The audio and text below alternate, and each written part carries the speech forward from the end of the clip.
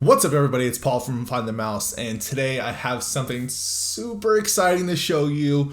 I recently went on an adventure with legendary Imagineer Bob Gurr. You get on this tour bus and he drives you to different spots where Walt used to frequent throughout Glendale, LA, and Burbank. So without further ado, let's roll the footage. So at the beginning of the tour, before you board that bus, Bob Gurr is out in the front and he's just signing autographs and taking pictures. You can buy exclusive limited edition posters that has all of his original designs on them, even like books and stuff and DVDs, and he'll autograph them and take a picture with you. So of course, you know, I had to do that. This is actually the second time I've seen Bob Gurr. I have another autograph from him of the People Mover, but at this time I got the Haunted Mansion. It's $30, not bad at all, definitely worth it. I mean,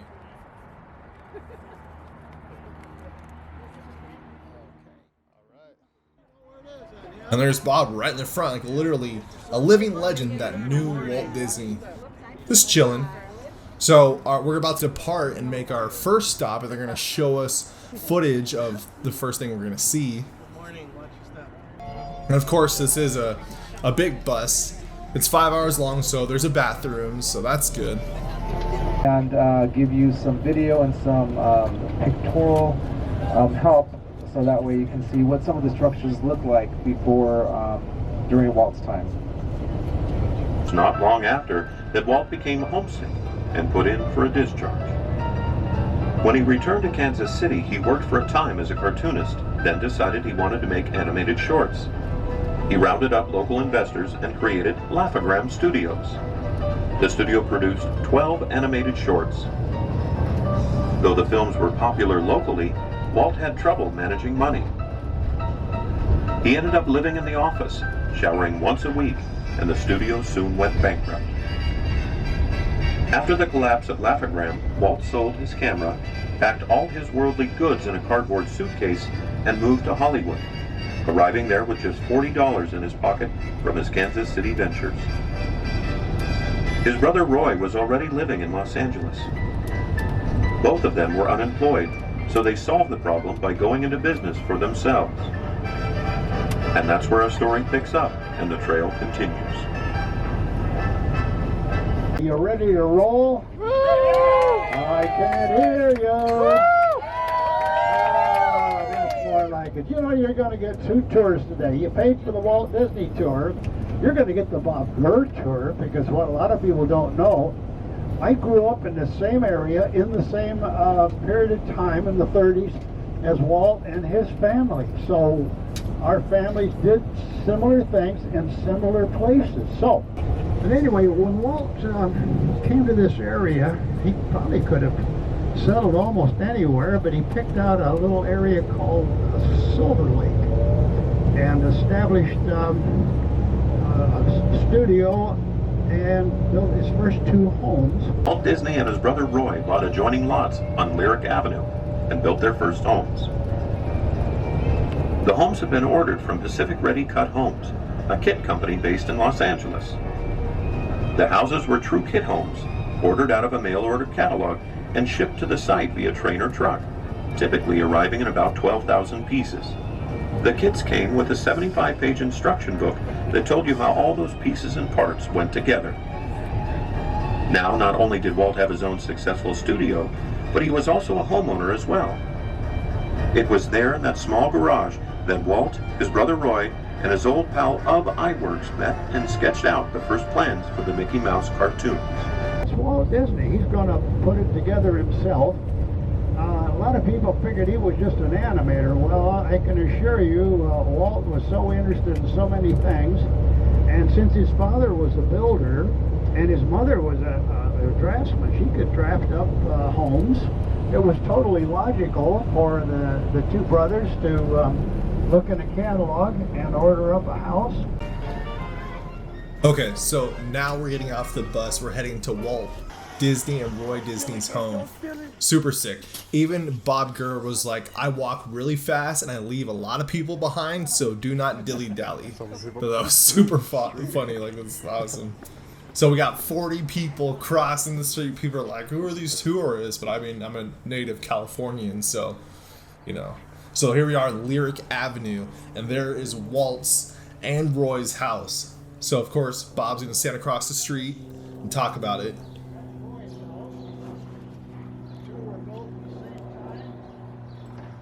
The owners, over all these years, have always taken care of the homes and not changed the outside, kept the colors matched together.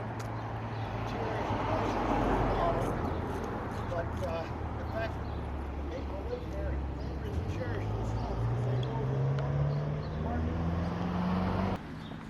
Okay, so you couldn't really hear what was going on. I'll probably put some subtitles or something so you can hear what he was saying.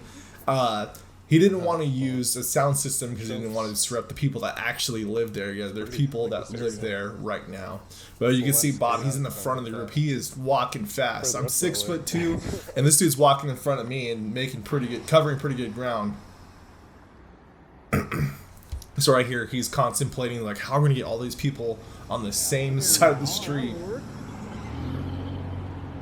It's so funny. I mean, he's an Imagineer, like the legendary, and he's just chatting away, just hanging out. The reason I'm showing you this building here, this is John Marshall High. The architecture is not Southern California. It's a kind of an Eastern architecture that originated in the British Isles. The reason it still stands here is it's a movie set. This has been very popular for movies all of the years. Constructed in 1930, opened its doors in January of 1931. That was the year I was born. And as you can tell, the white concrete, my hair, we've never needed a repaint ever since. So that's worked very well. Hey, all right, you must have liked that. I hear all that chattering going on back there. Okay, now for Captain Raoul of the motor coach is going to show us his great driving talents. We have a 20-foot wide street with a 100-foot long motor coach and a little tiny alley in this old Silver Lake neighborhood. Look at this. He's going to swing in here on the broken pavement. He's going to put it in the reverse gear. The mirrors are hanging out of the sides. We have a stop sign on the left side. He made the first turn. He did not kiss the curb with the wheels. Okay, this is getting very suspenseful here. He's such a steady good sense of move. humor. Look at that. Ooh, he clears it by a foot. And look at that. The left front wheel did not kiss the curb. Look at that, and one swift, non-stopping move. I am just completely startled. Applause! It was pretty amazing to see. Yeah, you try that with your minivan someday. He can do it with his coach anytime. Just a couple of miles away, brothers Walt and Roy Disney would form a small film company joining Southern California's expanding movie industry. Having first outgrown his uncle's garage, then his studio building on Kingswell Avenue, Walt and Roy Disney moved their Disney Brothers studios to the area known as Silver Lake on the corner of Hyperion and Griffith Park Avenue in February of 1926. It was then that Walt changed the name to Walt Disney Studios and built the first ever large-scale studio dedicated to the production of animated films. Small area right in this area with this street called Hyperion, which is actually a very historic name back a couple thousand years. Disney used it a lot, and we still use it on our publications in the company. And it was all established by the fact that the studio, the first was a little tiny one, but this was the real studio, was established on this classically named street. Oh look, there's Bob Gurr outside of the tour bus practicing his lines. That's so funny, but it's totally cute though. He was so on top of it. I apologize for the filming during the video. I was really excited. Only 2 blocks back was where the Walt and Roy had the homes, and also the high school. Walt was so well known in this neighborhood very early. Oh, one of the animators here, I've long forgot the guy's name. He was very important, but a very irascible type of guy. Because you remember cartoonists they're gag men. They have these silly little gags. Cartoons used to be a string of visual gags. When you have people that can create those kind of stories, they usually have some kind of crackpot habits that you don't want to talk about. Alcohol, womenizing, all kinds of stuff that goes on with the animators. And alcohol is one of the primary ones. And there was a saloon right across the street. It was extremely convenient for a lunch with a lot of the fellas. And this guy stomped out and quit. And the guy was so valuable, Walt chased him over there and spent a lunch hour with him, telling him what his value to the Disney studio really is. Walt was like that. He would overlook anything that wasn't so good about what you were doing, as long as what you were doing was something that would fit the industry and the leadership and the creativity and doing things in a new way every time. It's that kind of a mind that Walt just loved with people, and he looked the other way at anything else. And I was always impressed with the fact that he went over and spent so much time with this fella. I just cannot remember that fella's name. A family of cartoonists, you know, and later we became Imagineers after he was gone. But all that kind of started right here in this spot. That's why that sign's kind of a very important thing. And the fact that I lived up there for 25 years. I can see that part. And then I find out years later, get into my 80s, my manager says, let's do a bus tour. So here I am, working Sundays back in my neighborhood, and it's Walt's neighborhood too. So this location was the former spot of Hyperion Studios. Well, actually, I'm sorry, Walt Disney Studios, the first ever location. Stops on our tour is the Griffith Park Carousel. It's no wonder it was here that the first thoughts of Disneyland were conceived, as Walt sat on a park bench watching his daughters play on Saturday afternoons. So this is the Griffith Park Carousel, and this is where Walt Disney came up with the idea for Disneyland while he was sitting on the park bench. And we'll show the park bench in a second, but during this part of the tour, you can actually ride the carousel, and Bob Gurr is literally just standing around. So if you want to talk to him, he's totally there, approachable and super nice. Like, hey, yeah, I'll tell you some stories. Like, it's awesome. Look how beautiful this carousel is. It's pretty amazing.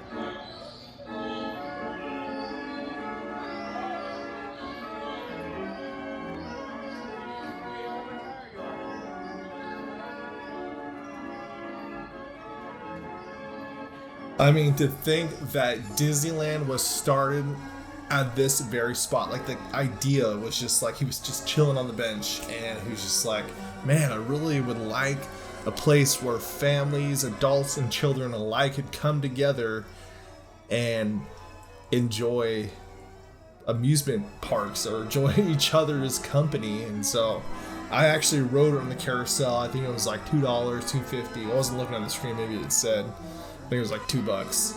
Not bad at all. Not included in the tour, but make sure to bring cash on this tour because there's definitely plenty of spots you can buy souvenirs, and if you want to do this, or buy snacks.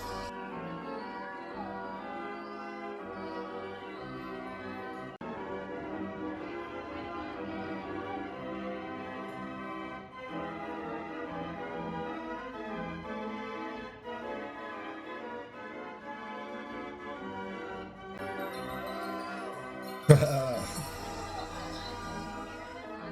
pretty awesome. It's making me dizzy. It actually went pretty fast, no joke.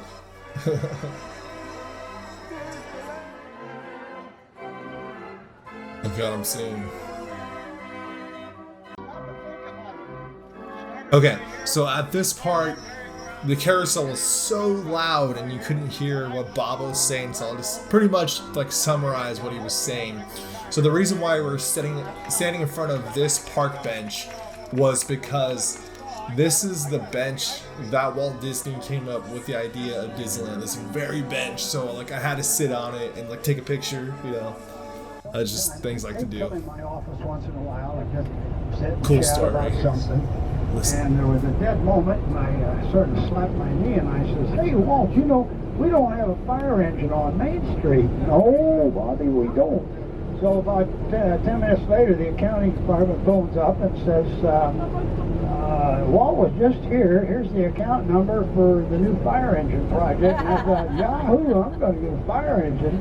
So today, that's my fire engine. In fact, I drove it down to Santa Ana Freeway to Disneyland on the 8th of July of 1958. You know, got a DMV moving permit for it. The freeway was all jammed up, so it was no problem keeping up with traffic. And then it got kind of fast down by Norwalk and had to get off. And then you had to take surface streets where you do a lot of turning. And there was this little kid standing on the corner. And as I went around, he said, "Mister, by the time you get there, it will have burned down." So I never realized how tiny it was because I made it so it was scale of Main Street. Oh, I think it's finally time for lunch. Let's go. I'm starving. So now we stop for back. lunch. Oh, sorry, Paul. It's actually a really long tour, but it's really nice and super fun. And now I'm hungry. It's been what, like 3 hours? 4? Maybe? No, 3 hours. So this is the lunch that comes with it. We got a bag of sun chips, a cookie. Ooh. And what is this? A sandwich. Oh, yummy. Delicious. A water bottle.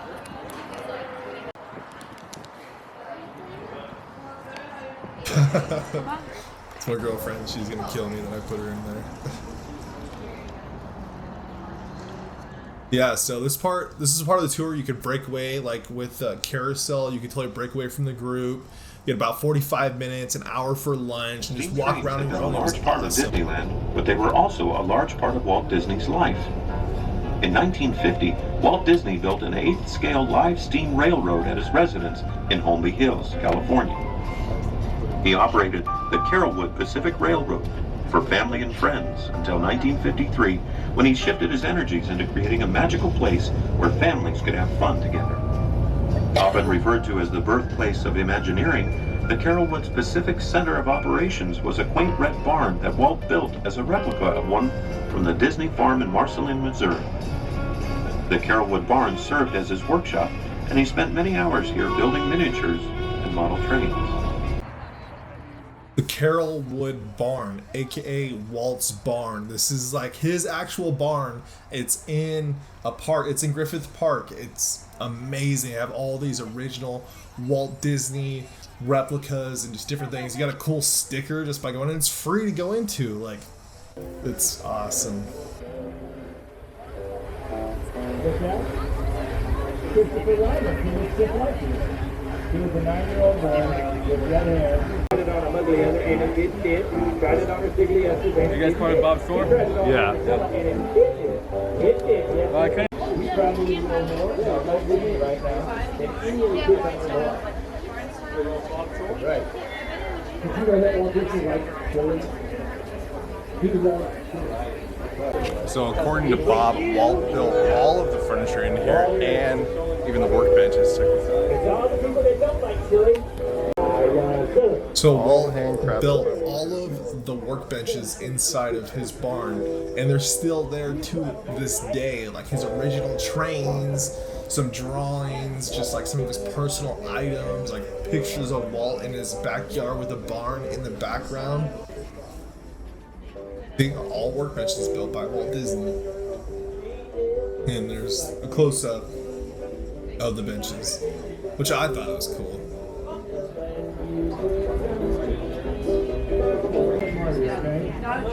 So like I said, hand-drawn original concepts of Disneyland. The Main Street sketch of Marceline, Missouri. There's a concept of the Jungle Cruise. Walt in his backyard again. Walt really loved trains. If there's one thing you should know about Walt Disney, he loved trains. I mean, there used to be 2 train rides at Disneyland. Now there's only 1. Well, there is 2. There's Big Thunder Mountain, but I'm talking about like a classic, like steam train, not like a roller coaster, you know.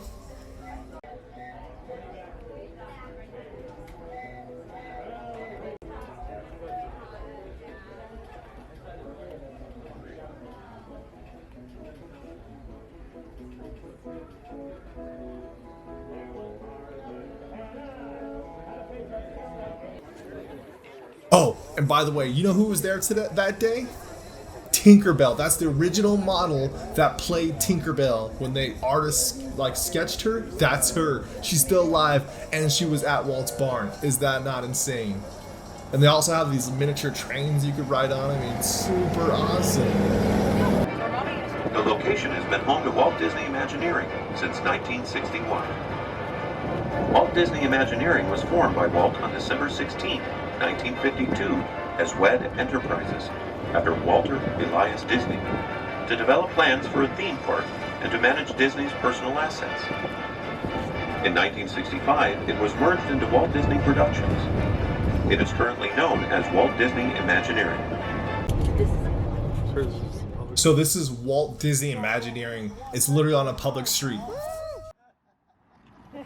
Well, this whole area was an airport, starting in 1930. 1958, it closed, became a Equitable Life Insurance Industrial Park, and then by August 16th, 1961, the stockholders in the Disney studio chased Walt and his WED Enterprises company out because they weren't paying rent for the rooms that they were using over there. And they leased a little building around the corner, a little tiny one at 800 Sonora Avenue, where for the next year and a half or so, we continued to design Disneyland and designed the building. It wasn't very big, and half of it was a model shop. So it didn't take very much for the people that moved really, really fast in those days, compared to how big this vast area is now. That's virtually all Disney, in order to do all of the 10 and eventually 11 or 12 theme parks around the world, plus soon to be about 5 cruise ships, I think, all designed right here. So all of the buildings are unmarked except for the address, which is on top. You can barely see it. Looks like a cast member name tag. This building with all of the reflective windows is their VR department, where when they build new rides and lands, they wear VR helmets there. 1930. You're looking at this terminal building was the original LAX. Then I got thrown out. So you can see I was an airplane kid from a very early age, didn't follow any rules, did what I want, got in trouble, learned a lot. And then the most appalling thing, I am still here in front of this building, and I'm walking around with a microphone and a bus, and in 12 years I'll be 100. Time came for Walt Disney Studios to expand. While making its home at Silver Lake over a 14-year period, it wasn't until 1937 that Disney would strike gold with the release of the revolutionary animated feature-length film Snow White and the Seven Dwarfs. The worldwide smash of Snow White earned Walt enough money to build his dream studio just over the hill in nearby Burbank. There she is, Walt Disney Studios! I've actually taken a tour of that. If you want to see it, check the description below. You'll see the full video of my tour of Walt Disney Studios inside. Like a tour that nobody really gets to see. It's pretty amazing. I'm surprised I got in and I was able to film the whole thing. So make sure to check the description if you want to see that. Awesome. But this is the very end of the tour. Very close to it, at least. We still have probably like 3 minutes left. I guarantee. Watch to the end. It's awesome.